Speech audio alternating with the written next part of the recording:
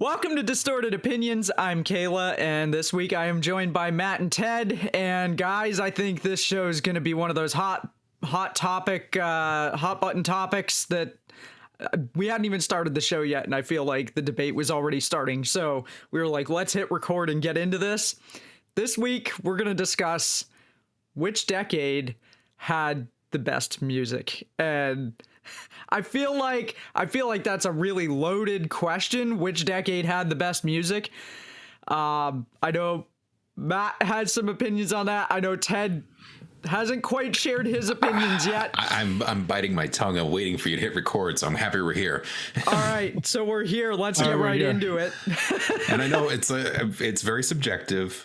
Everyone, doesn't matter what era you're born in. It certainly has. There's an era for what's familiar, what's you listen to as in a childhood versus where you were in life, and songs remind you of certain experiences and things like that. So there's no right answer. However, it's an opinion. It's an opinion. I am leaning towards the 80s. Okay. Leaning towards the 80s. There's so many good songs though from every decade that just to clarify. But so just think about it. Like Boston, the band started in 75, really hit a nice stride in the 80s. Love all the tunes. Real nice. Eric Johnson, Cliffs of Dover, excellent piece. First recorded in 88, calling that, in the 80s. Famously released in 1990, recorded in the 80s. I'm calling it an 80s song. Aerosmith, legendary. Come on. 80s, like just in that era. They had some great hits in the 90s. Don't get me wrong. Still like the 80s, and never mind the hair bands. Like I feel like Matt, you're completely on board with this. We might have to give an asterisk to Aerosmith for the 70s with Dream On. I was going to say, yeah, they did have some good hits in the 70s. Hits for every era. It's an asterisk though, but I would probably agree that Aerosmith was really, really big. And I would probably say is comfortably the 80s. Right. When I think of Aerosmith, I think of the 80s. So, I mean, just rattling off the cuff, just one. There's plenty more. Rick Astley, Never Gonna Give You Up, also in the 80s. Right. Well. So, I mean, a lot of good hits. I would agree. It's funny with Rick Astley, like I know. Okay, first off, the guy's like legendary in his own ways. In time, probably the most legendary one-hit wonder. But people forget that he also had another single called "Forever," and it goes like "Forever and ever and ever." Oh my God, that was him. Forever, forever, it's true. Yeah, I totally forgot about that. People forget that was Point proven. Yep. But yeah. So coincidentally, I actually watched the Never Gonna Give You Up music video today for the first time in a while. And I forget every time I see his face in that video, he doesn't look like the sound should come out of that body because he looks some weird between, he looks 15 and 30 at the same time. But even then, that voice it should be coming out of a much older person. So, yeah. He looks like a young Michael Anthony Hall. Maybe. From Breakfast Club. Yes. Thank you. I needed the reference. Kind of like the Chocolate Rain guy there, too. Remember that guy back in the day where it was like... voice and you're like, what? This is not... Kind of like that. This is not the voice I expected. It's the voice you got. Tay Zonde or whatever his name was. Yeah. Yep. But anyway, decade-wise, still, there's, please, high school era for us was in the early 2000s, late 90s stuff, really cool stuff. I love all that era. It's probably the largest collection of music that I still listen to is from that time period. However, if we're just talking just general hits, and I'm still got to put it on the 80s. Like, I don't know. It's too much to say, and I don't know how to start. All right. I have to. I have to agree with you. That's not a surprise. If I would have been the safest bet I've ever made is you would pick the 80s on your favorite decade of music. Now, I mean, there's no lie that I was, right before we started recording, I mentioned, either the 70s or the 80s. And it's definitely a happy medium. It's both, I want to probably say it's definitely both even, in my opinion. But with the 80s, I think, after your explanation, that like that's probably not even just the scratch of the surface, because there's no way. There's no way. I think the 80s was not only a very eclectic time, but also very like free for all as far as how music comes. Okay, so when we think about the 80s, especially, let's when we think about the 80s, the movies in the 80s were pretty big. Action films, comedy films like Revenge of the Nerd. Okay, I just watched Revenge of the Nerd the other day, and the music behind that, so much synthesizer. You also have Beverly Hills Cop, Beverly Hills Cop, okay, which has a lot of synthesizer. People know that theme song. So when we think about the 80s, it was a very like artist big time, like a very, I feel like kind of like how we are right now, like a little bit of the 80s has come back. You have the hairstyles, you have the different types of music, video games. Yeah. I mean, if you think about today in the 80s, there really isn't much of a difference. Like take, for instance, when we're thinking about today's music, okay, I hate saying this because it's pretty depressing, but it's kind of also true. The rock genre is kind of going down, but the pop is rising back up along with country. And I feel like pop is kind of overseeding country a little bit right now. But think about the 80s. 80s was all about pop. You got the Cyndi Laupers of the world. You have the flock of seagulls down Madonna too. there. And that was just like a whole nother like introduction to the audience of like, oh wow, didn't realize that a Casio keyboard could do this. Oh, and this is a synthesizer. You have the Cars. Okay, the Cars start off in the late 70s, but again, when we think about the Cars, what we think of the song Drive, Magic, My Best Friend's Girl, again, where? All from the 80s type of thing. Give us the keytar too. Yep, the keytar, which General Instrument. I'm never interested in getting one, but if you see a keytar, it's like instantly the 80s. Oh, 100%. It's pretty badass looking and whatnot too. If you think about it, it's like, got a handle for no reason. It's got a handle. Keyboard with a handle. To look like a guitar. Right. Yeah, and just strumming your type it on the keys and whatnot. But if we could add on more to the 80s, and that was just kind of like a Crazy Train came out in the 80s. All of Guns N' Roses, like the key Guns N' Roses, that's important, came out in the 80s. I don't know. There's still a lot of good music that like even in the rock end of things that definitely 80s, man. Like, I mean, the hard part too, man. I might save that segment.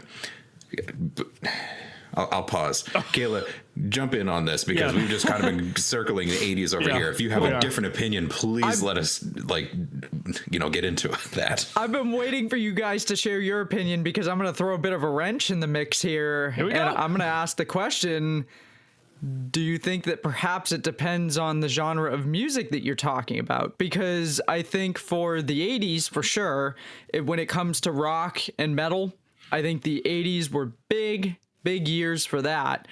But then you had like jazz, huge in the 20s, 30s, and 40s. Obviously still big today, but a lot of real classics during that period. And then you've got the grunge era in the 90s, which is a totally different era for rock music that may not have necessarily existed without the 80s, so I suppose the 80s still ties in that way. But then kind of to Matt's point, I feel like you hit the 2000s, and as far as rock music, I feel like rock music has not been as good. It went to reinvent itself with new metal and trying to blend genres and figure out where it wanted to go. Right.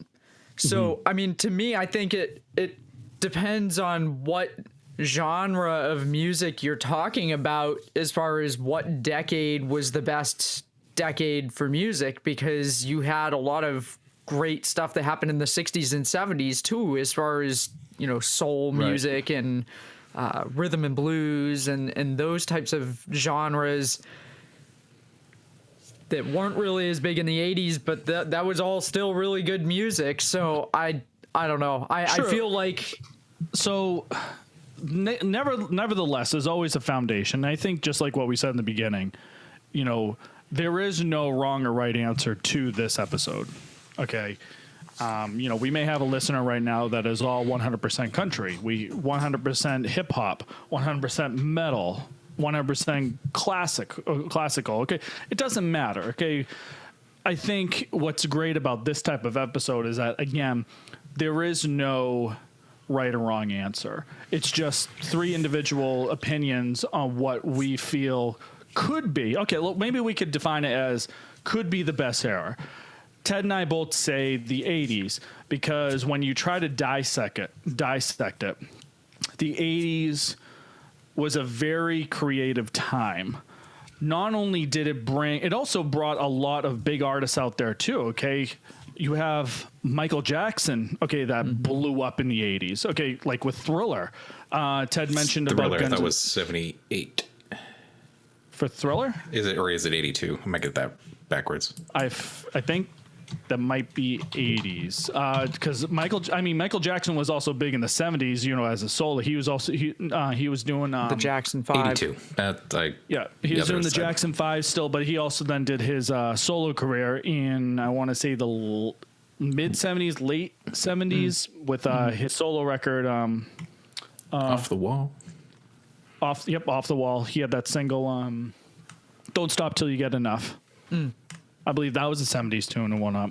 But also think about the 8. Now, if we could dissect it again too, okay? Let's take rock for instance. Rock was in its own modified evolution period too. You have the class. You have the metal, which was, Ozzy, Black Sabbath. You had Metallica. But then you also had like let's throw a little bit of sparkles. Let's throw a little bit of makeup. Now what do we have? Oh, now we have glam rock. Now we have Twisted Sister. Now we have Quiet Riot, Poison, Motley Crue, Skid Row. Now let's bring it to another genre, okay, which was which then turned rock into let's make it a little more softer. So now we're bringing ballads, and ballads were really big in the 80s when it came down to, especially with hair metal bands. So and that's just saying just for rock general as well. You know, hip hop started becoming really, really big. You know, you have the breakdancing era, Run DMC and Run DMC. They were coming up at that point. Obviously, they had other hits in the 90s too, but music was also being introduced to a lot of collaborations. Speaking of DMC, Run DMC, okay, they collaborated with Aerosmith, hip hop and rock. When I think of hip hop and rock, who do we think of? You know, today, Rage Against the Machine. Couldn't say that there was some sort of an influence from that. So when we think about if there was one specific era, again, there's always a way of, like, each period I felt like was comfortable in that time. Like you had the 20s, 30s, and 40s, like you mentioned, Kayla, like we're really big into the jazz era, the classical era. You know, the Charlie, what was it called? The Charlie Chaplin or something like that. Whatever that dance is, okay. You know, the flapper dance. was big back then. Then you jump right into I don't know. We're starting like wait, what? I was like, hold on.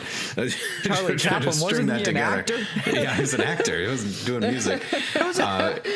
So, and I think if I can translate what Matt was going down that road with, is that I think I agree with the point that every genre of music has different eras of where that would be the best. And I kept that in mind when trying to decide on a decade, because that you need to be agnostic of what the genre is and look at music as a whole in a 10-year span block. Mm-hmm.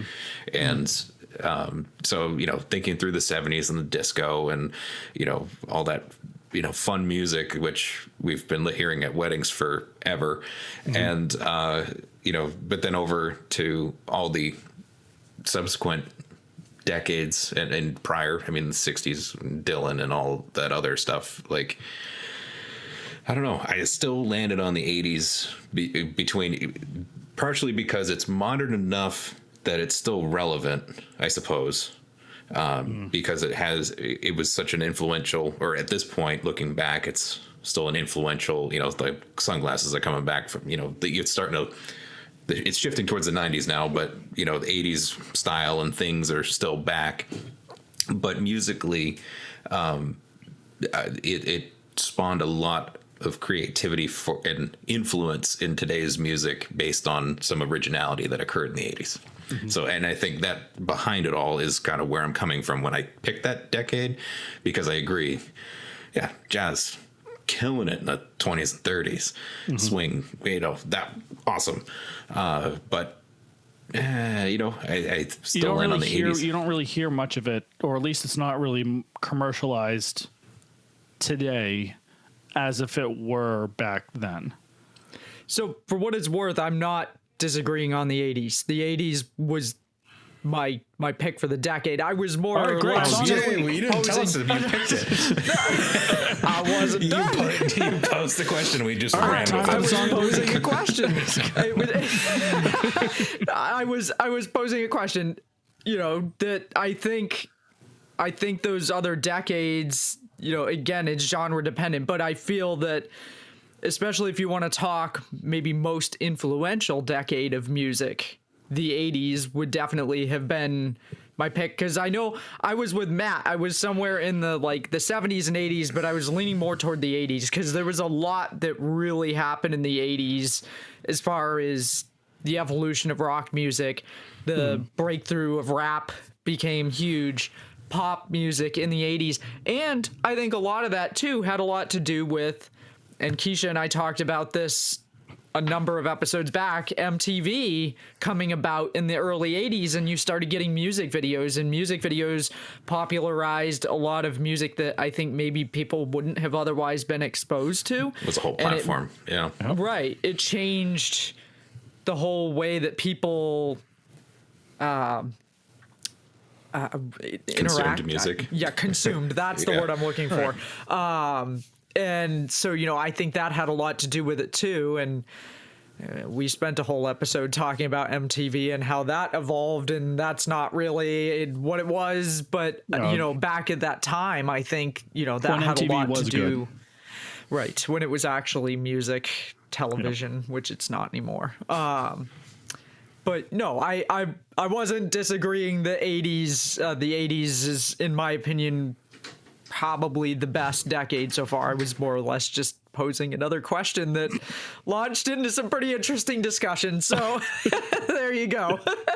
But I know we have a listener out there that's probably saying to themselves, well, that's great, but you guys haven't mentioned about the foundation of how we got to those parts. And granted, that's probably true. Okay. It probably would be wrong of us to not mention that the 50s was also very influential. 50s was really the beginning of how rock was born. Okay. You have Elvis Presley. Mm-hmm. Okay. But even more so, okay, if we could go dive even a little more deeper. Okay. Where did really rock and roll, grow from? And it's really from the South. And that's where its original origins were born. So when we were introduced to that in the 50s, okay, a lot of people forget that that foundation really came from Southern music. Blues. Okay, the blues, again, evolved into, and when we think about the blues, okay, we're thinking about, 3-chord progressions, okay, and then back to, no, it's more than that. And still continued on the blues with those of evolution of blues. So you got bluesgrass and whatnot. So, there's definitely a way that the 50s also gave a great start and pretty much a good spark to where we are today, if that makes sense. Every decade kind of lends itself to the next decade and the next evolution of whatever genre it is that 100%. Take your pick. Whether it's pop music, rap, country, rock, metal, it's, it all goes back to many, many previous genres that have kind of laid the groundwork for those genres that we know today. So, I think, every decade I think is influential in a way. But I feel like the 80s was really that's where things really kind of blew up to what we know today. And a lot of those artists from the 80s, the really well-known artists, they're still making music today, interestingly enough. Or even if they're not, think about it, Michael Jackson. Everybody still knows who Michael Jackson is. Everybody still knows Thriller. They still know all of his big hits. Obviously there's some 80s artists that maybe aren't still making music, but I think their stuff is still pretty well known. Madonna is one of those. I think did she finally hang it up?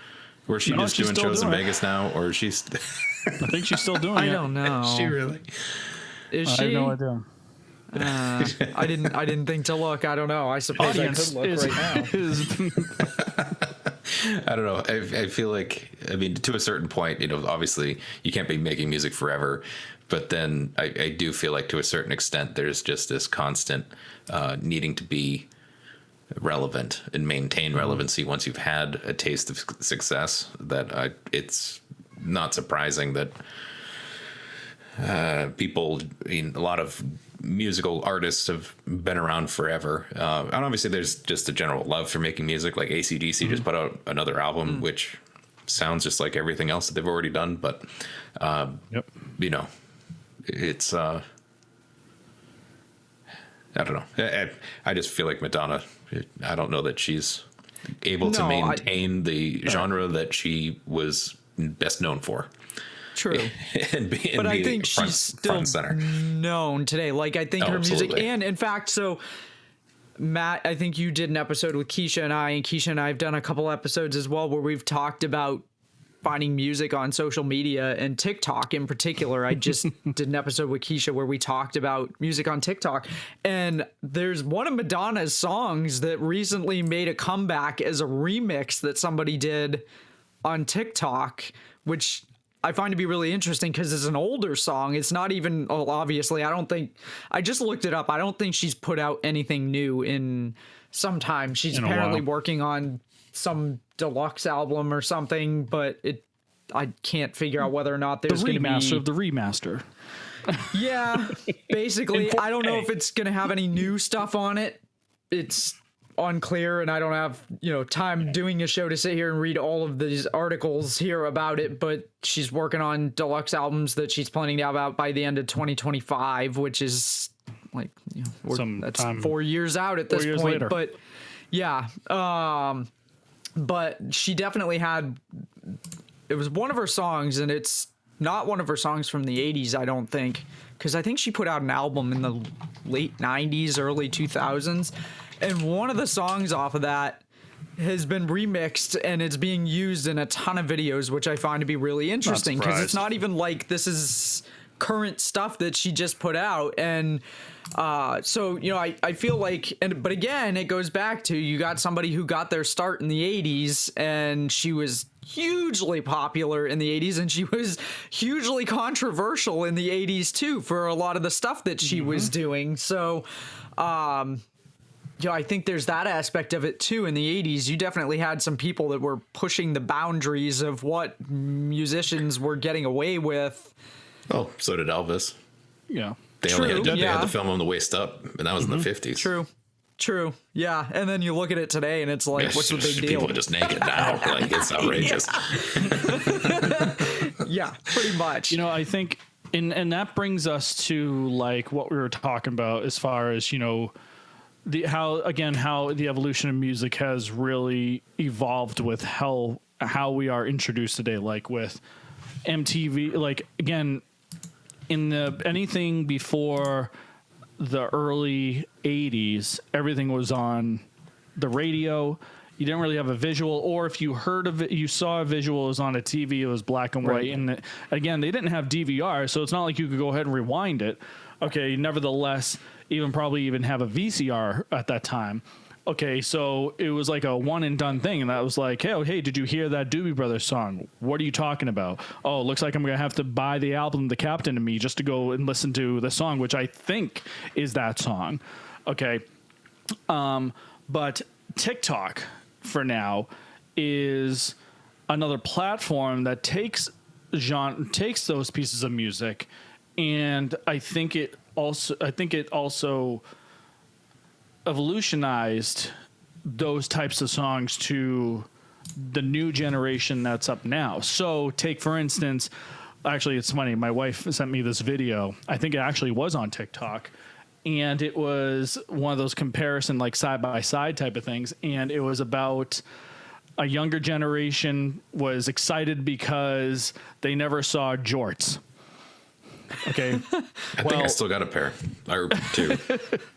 So we know that like George was like our age. Okay. But just the reaction to seeing like the younger crowd be like, oh, I'm gonna start wearing this to school. And it's kind of like you chuckle. It's like, oh, that's not new. Like, I feel like, every generation, like even my parents talk about, that was popular then, and it's back around. And bell bottoms. Yeah. Bell bottoms in the 90s came back. Okay. And it was a fashion for a little bit but that time went up. But you know, it's funny because but it's also great too, because again, I think with today's technology, the creativity has escalated.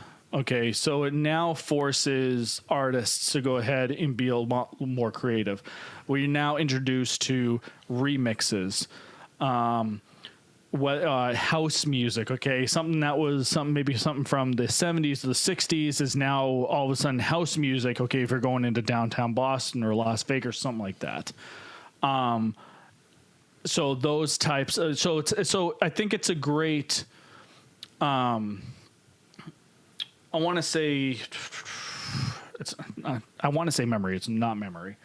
I want to say it's a good I want maybe dedication to the original artists to still have their music be played today for those that didn't grow up back then, to hear them. So I heard a remix of a Janis Joplin song the other day and was like, wow, of all artists, Janis Joplin, and this was remixed. Wow. So it's, you know, it's definitely taking it to new heights. So, and I know we're giving the 80s a lot of credence for creativity, but with the ability and the technology we have right now, we could be sitting on another momentous amount of new music. I mean, we're already starting to see it, right? YouTube artists getting discovered and getting signed, whatever. That's one part of it. But you don't have to be famous to write a good song and have it be popular. Because you can make it on your own and mix it on your own computer and put it on YouTube, or make your own Bandcamp, or pick your platform, and then have it be discovered, and then you'd be able to generate an income from it. So given the technology advances, and we've already talked about electronic amps, like just who needs an actual real amplifier when you can have it all done on your PC? The technology's there. Right. I mean, people just are so creative these days, but now it's far more accessible. So, I mean, granted, it's a lot of noise. There's a lot of things going on that level, but if good stuff will rise to the top. So it would be really interesting to see, looking back 10 years from now to this decade that we're in and saying, oh, wow, like the internet really helped here. Right. It's funny. I try to avoid these, but sometimes there are some videos out there that say this song came out 10 years ago, and it's like, oh, don't want to hear it. Yeah, don't remind me. I remember when that came out. Right. It's even worse when they have 20-year ones. It's like, oh. Yeah. Like Simple Plan's I'm just a kid. And I'm like, oh, wow. How about the fact that that's considered classic rock now? Oh, gosh. Green Day's considered classic rock now. Oh, yeah. I was talking to Keisha about this in the last episode too.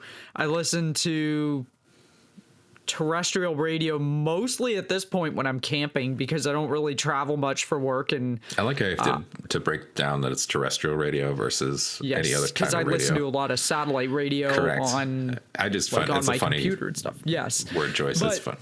Yeah.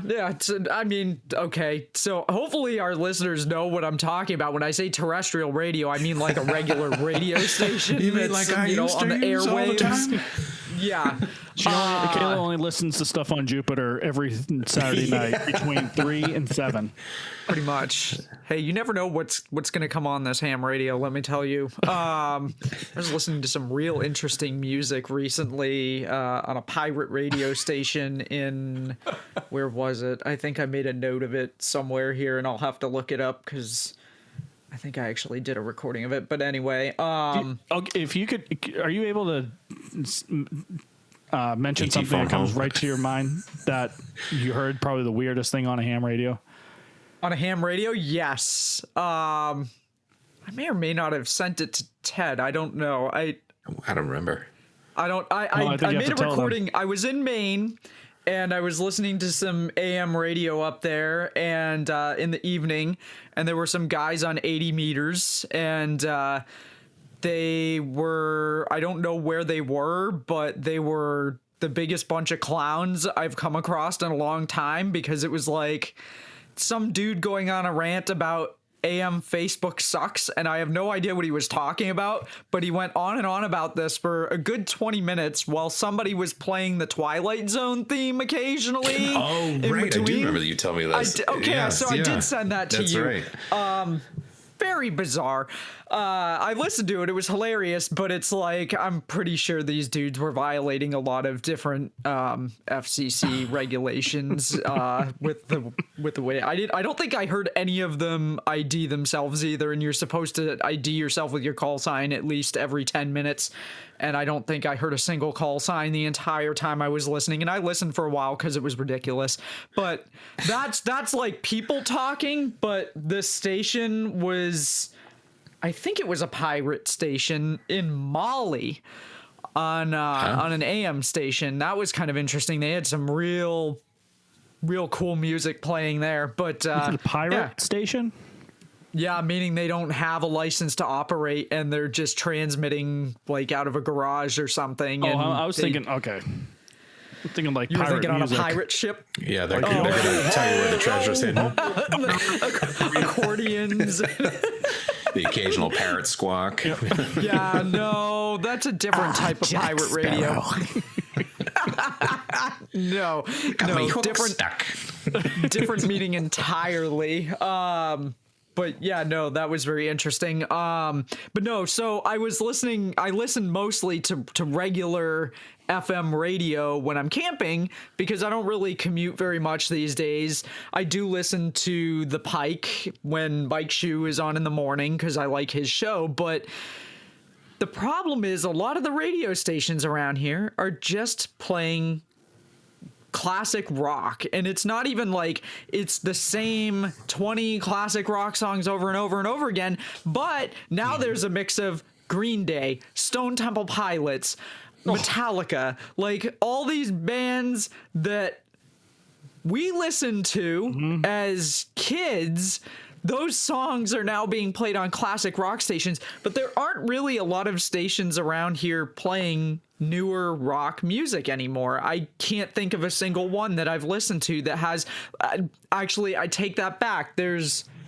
one station, I don't even know what the call sign is. I think it's 100.7 that I was listening to a few weekends ago, and occasionally they would play a newer artist that I'd be like, oh, I've never heard this before. What is this? And I'd take out my phone and soundhound it and figure out who it was. But a lot of the stuff is the same classic rock songs over and over again, but now classic rock includes stuff that we grew up on, and that's depressing to me. I hear it and I'm like, oh no, The Offspring, that's another one that I've heard a lot of, and I'm like, probably. Oh really? Oh yeah, The easy. Offspring? Yeah. So anyway, it only takes 25 years for a car to be considered a classic. So just saying. Yeah. Speaking of cars, so I know the Cars. One of you mentioned the Cars earlier as an Mr. 80s. Lee. I think it might have been Ted. Matt. Oh, was it One of Matt? us. Okay.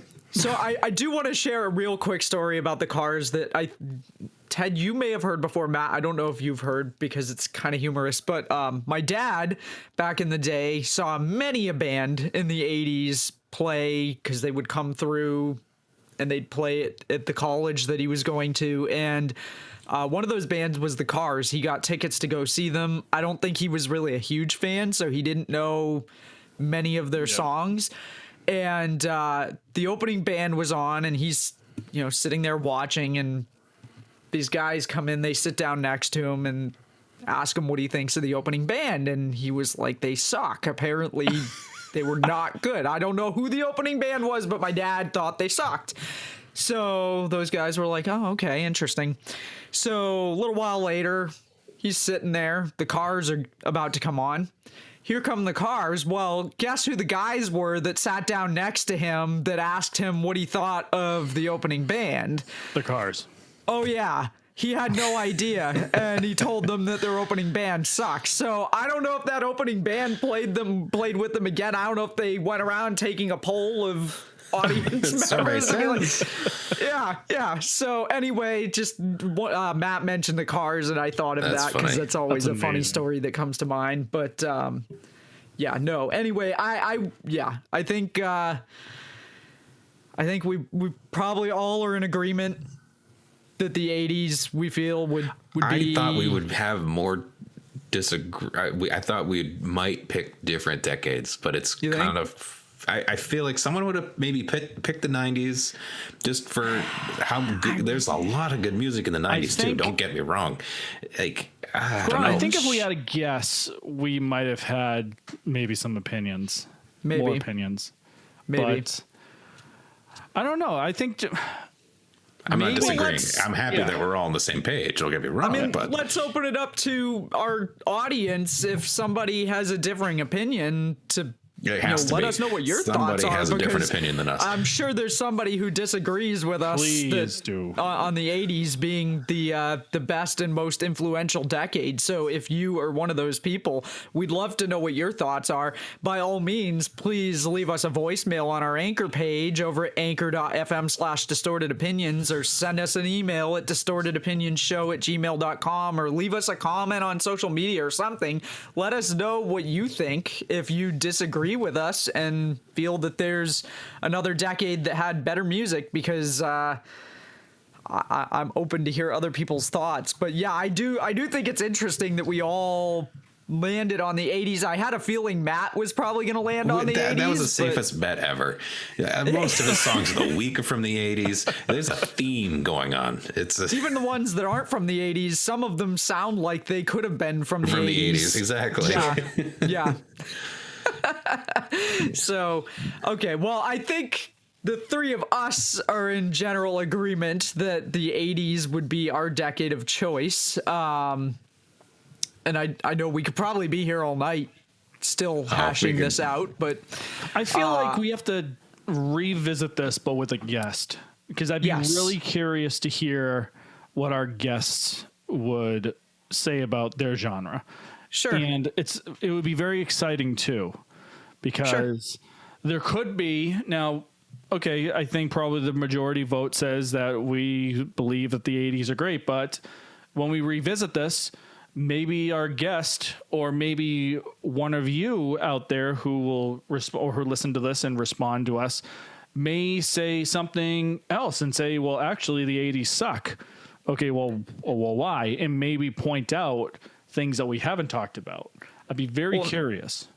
I'm also curious too, because we have some listeners that are not in the US that perhaps maybe wherever you're located, music in the 80s. That's a great I call. know they play a lot of American music in other countries, but I'm sure other countries have their own bands and artists that have been putting out music at the same time. And I'd be really curious to know, like, wherever you are, do you have a differing opinion? Like, was the music not that great during the 80s where you are, but maybe another decade? So even from just the perspective of somebody in a different part of the world, I'd be curious to see, what your thoughts are. So definitely let us know if you'd like to come on and revisit this topic with us. Please, by all means, reach out and have that discussion with us, because I'd love to get some input from some other people that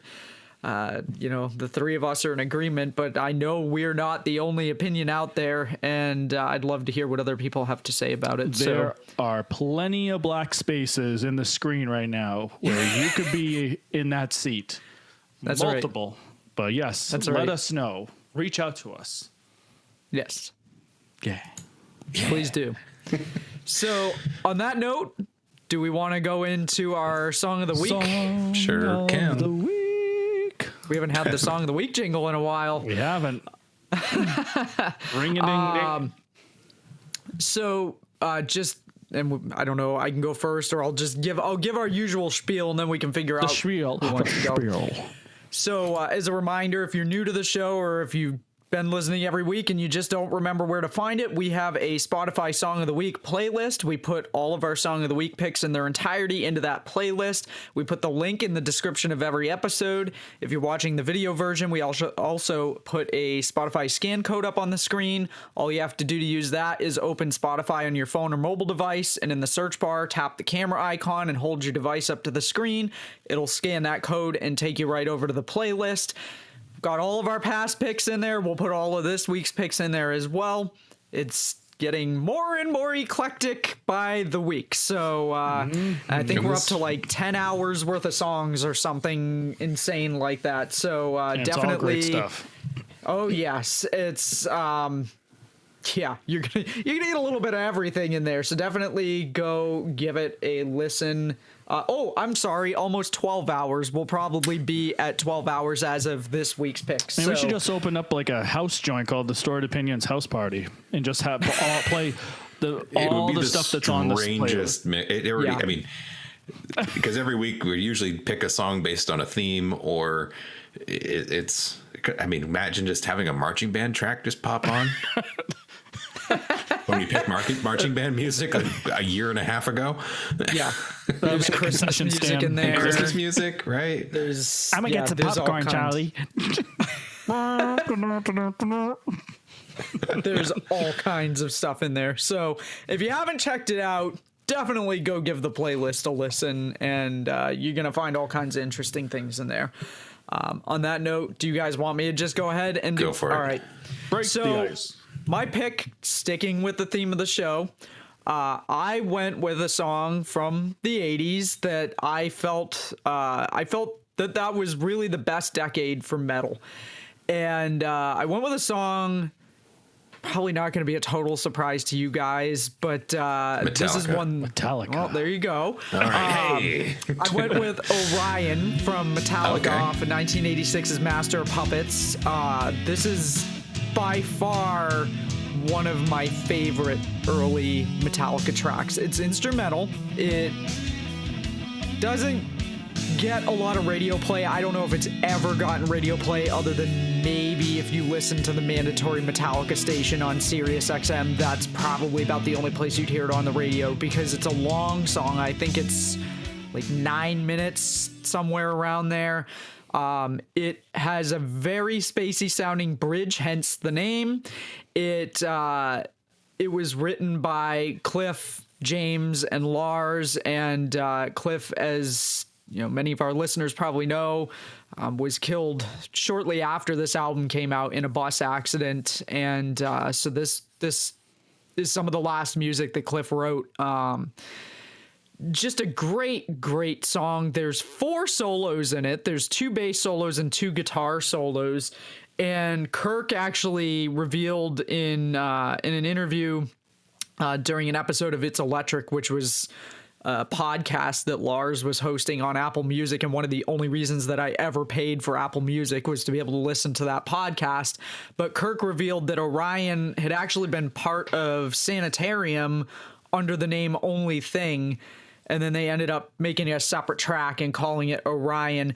And as a fun fact, apparently as of February 2018, according to the MetallicaFandom.com wiki, Orion has been played live in its entirety 68 times. The Metallica movie Through the Never, they played it live as the closing credits rolled, and I actually heard that version because I hadn't seen the movie at the time. I now have it on Blu-ray, but I hadn't seen it, and I heard this version of it on Sirius several years ago, and I couldn't figure out where it came from because it clearly wasn't the version that was on Master of Puppets. It sounded more modern, and I eventually figured out that it was from the movie. But it's just such a great and classic Metallica tune. I think it was a turning point in the band's sound for that time, and I think it also is one that kind of helped set the stage for future bands too. And Cliff, he was just such a talented bass player and a phenomenal songwriter, and he brought a lot to that original Metallica sound that they were known for in the 80s. And there are a lot of people that, depending on who you talk to, will probably tell you that they think Master of Puppets was the last good album that Metallica put out. And a lot of people are diehard Cliff fans, and they don't think the band was as good after Cliff died. But obviously that could be a whole other episode just debating that. But anyway, if you haven't heard it, Orion, super awesome tune.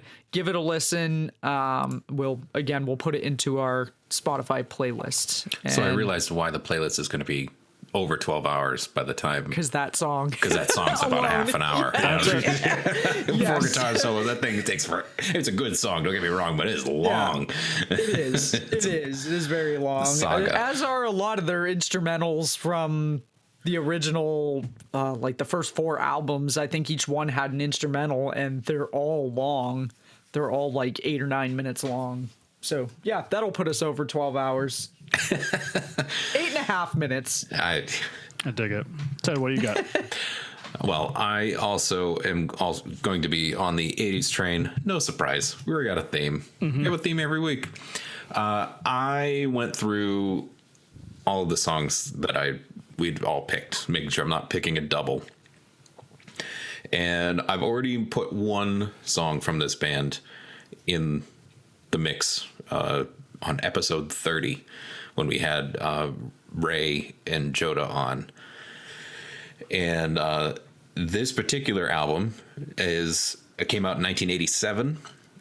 Band is Def Leppard, song Hysteria. Oh, classic. So it's not super crazy upbeat. It's not like a Van Halen Panama crazy big pumped up song. Hysteria is just kind of, it has this smoothish, easier listening rock vibe. It's got like to a spacey feeling to it. Yeah, it hits all the check boxes to me for a general 80s song without making it too far in one space or another. Feels very radio friendly. It's not super, catering to like a rock, metal group or anything like that. It's just nice middle of the road, but as a fan of Deftones. Jeez, Deftones, Def Leppard. Yes. That's I would a love to different era hear altogether. Deftones do a cover of Def Leppard. Actually, that'd be really interesting. They actually did, on fact, do a cover of The Cars Drive, Yes, which is they did. actually really good. Really? They I don't did. think I've heard that. Oh, it's phenomenal. Yeah. So, yeah, Hysteria, like I said, came out in 87. And also the title of the album itself, but the song is, I don't know, really, really good. So have to add that on there. So that is my song of the All week. right. Game set. Awesome. All right, Matt. So I know you probably had many choices for this one. it was very, and it's. I didn't do it, even though I probably might be kicking myself because we're thinking of the 80s. We're thinking of music. Listen, let's just call the elephant in the room, okay? I'm not going to be referencing the Top Gun theme. Okay, that's progress. I'm not going to. Okay, although Doesn't have to be It the is Top a Gun theme to be from Top Gun, though. yeah, That's because I think true. we already established that in an episode. Kenny So Loggins, could be Berlin, it could be any of those or whatnot. But Cheap Trick. cheap. Ooh, Mighty Wing. Come on, Now he's Kayla. starting to rethink. I'm Come on. No, I'm gonna go with the boss, Bruce Springsteen of the E Street Band, specifically the seventh studio album, Born in the USA. No, it's not Born in the USA. It's actually going to be on a lighter tone. I'm on Fire, which is track 6. Now, I just found this out as of tonight while we're doing this episode that this album actually took 2 years to release. So the album came out on June 4th, 1984, but the actual recordings started in January of 1982. So this song is kind of it. So if I'm going to be picking I'm on Fire from this album, technically it really came out on May 11th, 1982. But it wasn't, and that was when it was released, but it didn't go on to a full-length album until 1984. So, again, my genre is going to be in the 80s, between 82 and 84. But I'm on Fire. Great music video. I think I referenced in, I want to say a couple episodes back when I chose Billy Joel, that there was going to be a continuation, and I was going to bring the song up in the future. Well, this is the song. And I feel like there's kind of like this hidden story between Bruce Springsteen's I'm on Fire and then Billy Joel's Uptown Girl, and Conspiracy all deals theory. with the music videos. I'm just kidding. I just wanted to be funny. So, but the song's pretty cool looking. Pretty cool sounding. Something lighter from the boss. Because again, when we're thinking about, Dancing in the Dark, Born in the USA, that hardcore, good old American rock and roll type of thing. And then you have I'm on Fire. And it's like, ooh, we're going to go down the ballad route. So the ballad arrow hit Springsteen, I felt like, in the 80s. Came out with I'm on Fire, and there's only been a couple of good covers I've heard. One of them's the Chromatics, I'm on Fire. But more importantly, AWOL Nation did a cover of this, and it's actually really good, surprisingly. It's a little more shorter, but I really wasn't a big fan of AWOL Nation to begin with, but I will definitely say they get the exception on this because they did an amazing cover and whatnot. So that's going to be my my song of the week is I'm on Fire from the 7th studio album, Born in the USA by Bruce Springsteen, the boss. Nice. All right. Well, we got some great 80s picks happening this week, and we'll get those added to the playlist when this episode drops. So be sure to give them a listen if you haven't heard them already. Or even Honorable if you mention have, Top give Gun theme. I'm sorry. I couldn't help it. Oh, Oh, geez. Yeah, I think we actually have one or two songs from the Top Gun soundtrack in our Song of the Week playlist, but I'd have to go search. If I was a Facebook post, back. I would say, I love this. Oh, boy. Yeah, I'm pretty sure somewhere in here we've got some Top Gun soundtrack songs on here, but yes, definitely go give all those songs a listen over on the playlist, and let us know what your thoughts are on this particular topic. If you have a differing opinion, if you'd like to come be on a show with us and discuss this further at some point, reach out. There are a few ways you can do that. Like I said earlier, you can leave us a voice message over on our Anchor page, anchor.fm/distorted opinions.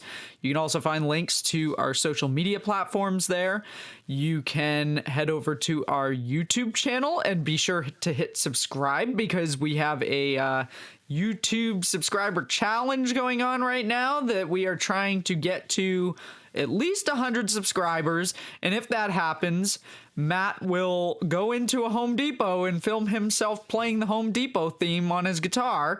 And if we can get 150 subscribers, he will do it wearing skin-tight shorts, a tank top, and his wife's Ugg boots. And I feel like... Which Home Depot do you not want to ever step foot in again? Any of them? Because I can't reveal it, because then you never know. There might be an employee that might be hearing They're going to be this. waiting for him. yeah, that's true. Just keep that in mind. He's already been nearly banned from Best Buy for Shazamming music up on the ladder. I'm That's not sure true. that we want to give him a head start on getting banned from... Can't reveal that. Can't reveal that that location, but just know that if we get to 100 subscribers, there will be a video of Matt at an undisclosed Home Depot playing the Home Depot theme on his guitar. It just sounds so funny. I'm a man of my word. Undisclosed location. Yes, we in a don't Home know Depot. where, but it'll happen. So please go over, hit subscribe, tell your friends, tell your family. We want to get to at least 100 subscribers. 150, you'll get a bonus if you want to call it that. Even if you don't listen to us, tell them just to subscribe. Yes. Take the notifications off. I will do this for us and for you. And if we meet that, we'll come up with some other crazy challenge for the next milestone. So help us out. And the other way you can get a hold of us is to send us an email. Like I said earlier on that, it's distortedopinionsshow@gmail.com. You can also leave a comment on any of our social media pages, our Instagram, our Facebook. We're also on TikTok. If you would like to leave us a comment in any of those places. And on that note, we thank you all for tuning in and joining us this week, and we look forward to hopefully hearing some thoughts from some people on this episode, but hopefully you will join us again next week when we will bring you an all-new episode of Distorted Opinions. We'll see you then. See you guys. Later.